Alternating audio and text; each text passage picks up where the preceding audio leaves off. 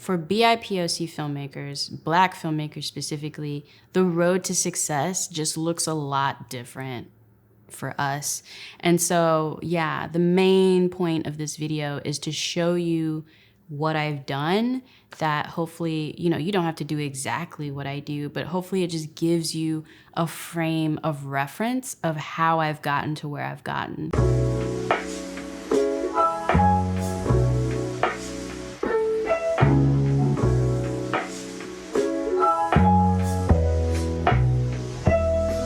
Hey everyone, it's me, Hallease, endeavoring to persevere. As always, if you're new here, I make videos about my chaotic good life. Subscribe, follow, social media, all the things. Do it. It's a good time, do it. Just do it. So every year on the channel, I try to do some variation of how I made a living the previous year, and I usually try to put it out in Q1 of the new year. So I'm like right on the cusp with this one. Sorry y'all, a little late. But I figured with this one for this year, I wanted to talk about how I self-funded This Could Have Been an Email, the pilot episode. So first things first, let's actually just get into the production costs. So to film the pilot, This Could Have Been an Email, it cost about $20,000. And if anything, it was probably a little over that because I ended up springing a little more for post-production, but we'll get in.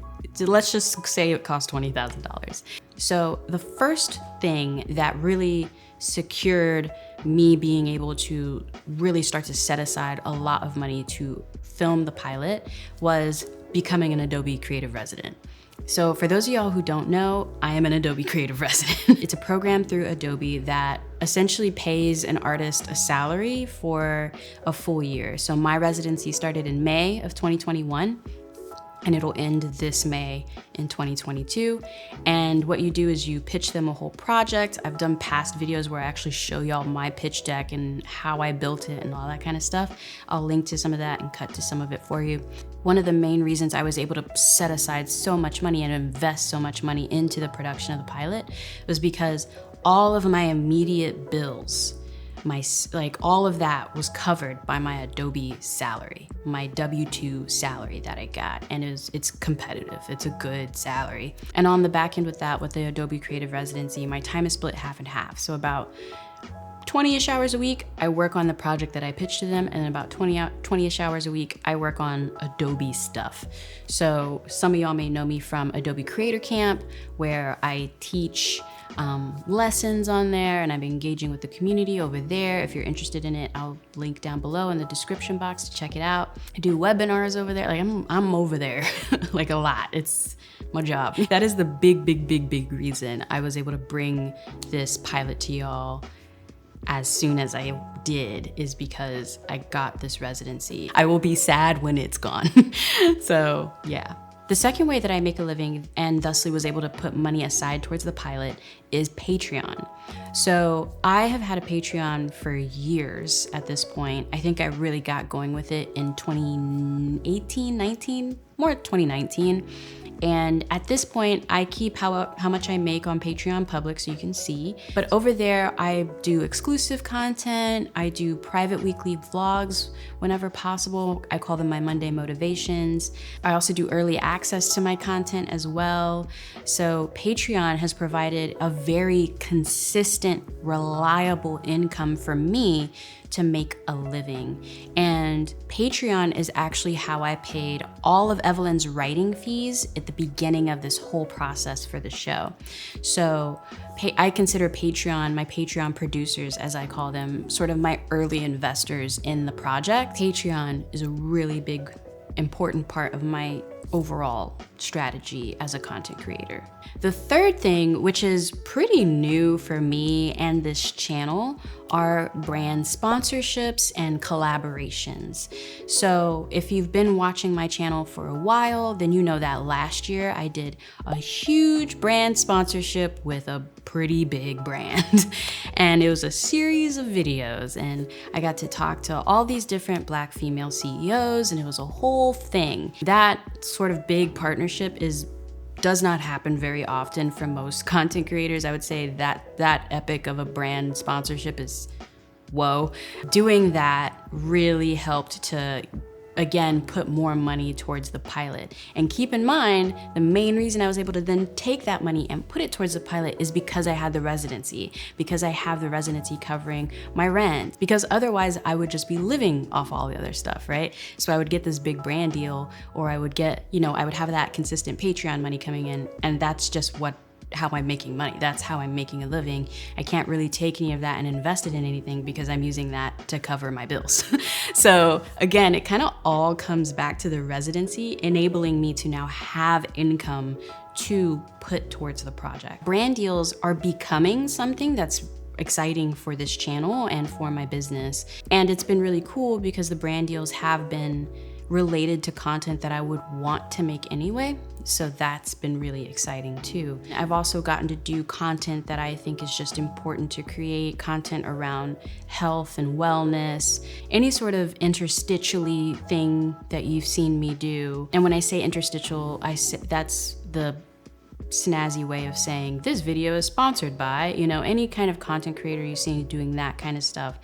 That's a way that they're making a consistent income and a reliable income as well. This channel just started getting consistent brand deals last year to where now it is becoming something, but I would say in the past video versions of this that I've done, brand deals weren't really, they were like, oh, exciting, a brand deal, and now it's like, oh, okay, a brand deal, so. And then I would say one of the final things that have been a really reliable source of income for me is Skillshare, teaching on the platform. Y'all may or may not know, I am a teacher on Skillshare. I have a few different classes on different aspects of post-production work, like editing, and I teach you all the basics of Premiere. If you've never opened the project before, you can do that. I also have a class that's really popular on there called How to Tell a Story in a Minute or Less. That class is doing really, really well on Skillshare. I actually just put out a class earlier this year on the platform called Intro to After Effects and the Basics of After Effects, where I show how I created part of my opener, where you see all those cameras popping up behind me and all of that. I basically walk you through how to do something like that in Adobe After Effects. So yeah, Skillshare has been actually a really consistent, reliable source of income for me as well. So I would say those are the 4 major ways that I made a living in 2021, and thusly was able to set aside that funding to produce the pilot for This Could Have Been an Email, Adobe Creative Residency, Patreon, branded sponsorships, and Skillshare. And I just want to reiterate the reason why y'all see me getting so hype in the Indiegogo and getting so hype about the Indiegogo campaign and everything like that is because y'all understand. I really thought that I would fund the pilot and it would go live, and then I would need to go and save again.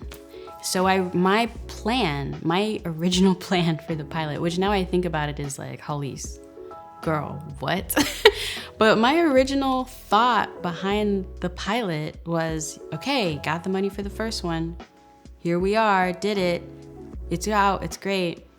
Now I gotta go save another 20 grand.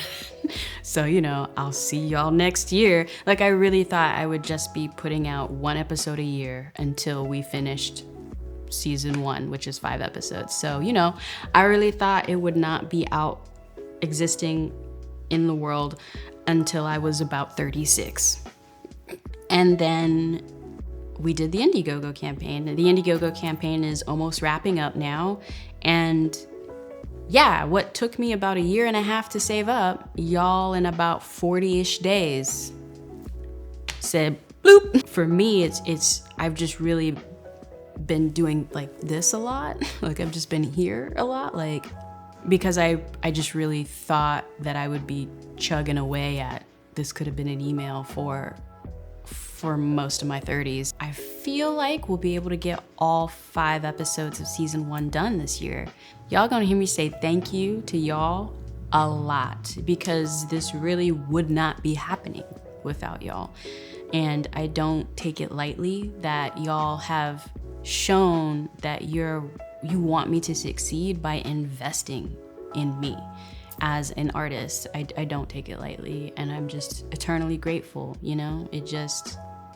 It's just like, wow. All of the different revenue streams that I talked about took me years to cultivate. You know, like I've been on my Patreon for 3-ish years now, and it's now gotten to a point where it's really good, you know? Developing my teaching skills to then teach on Skillshare took time. Something I will say is that any creator you're watching on this platform or any other platform, it should be relatively easy to understand how they're paying their bills as a content creator. You know, it should be pretty obvious. If you're not seeing them talk about their Patreon or talk about some sort of platform that they have where you join for a fee, you know? YouTube has YouTube Join as well now with memberships, brand deals. If you're not seeing that kind of stuff, they probably aren't making a living doing content creation. They're probably making a living paying their bills, doing something else, and they're in the growth part right now where they're trying to cultivate an audience and provide value to an audience that then they can hopefully leverage for dollars. So yeah, I hope that helps. I want content creation and being on the internet to be as transparent as possible of the process of making money and making a living doing this, because frankly, I want to see more of us doing this. You know, it'd be lonely out here for us sometimes. Again, in the comments below, if you have any more questions about just more specifics of how I did this, let me know down below. If I see the same sort of questions popping up, maybe if y'all hit that like on some of those questions, you know, that, and use that like and dislike as like an upvote, downvote kind of thing for me, that'd be great too, because if I see enough people asking sort of the same question or liking the same question, I'll just make a follow-up video where I go into more detail on that specific aspect of it. Again, I'm Hallease, endeavoring to persevere as always. If you haven't yet, go check out the pilot for This Could Have Been an Email, episode 1 of a 5-part comedy web series that I co-wrote and am the executive producer, creator of, with Evelyn from the internets. And yeah, I'll see you when I see you.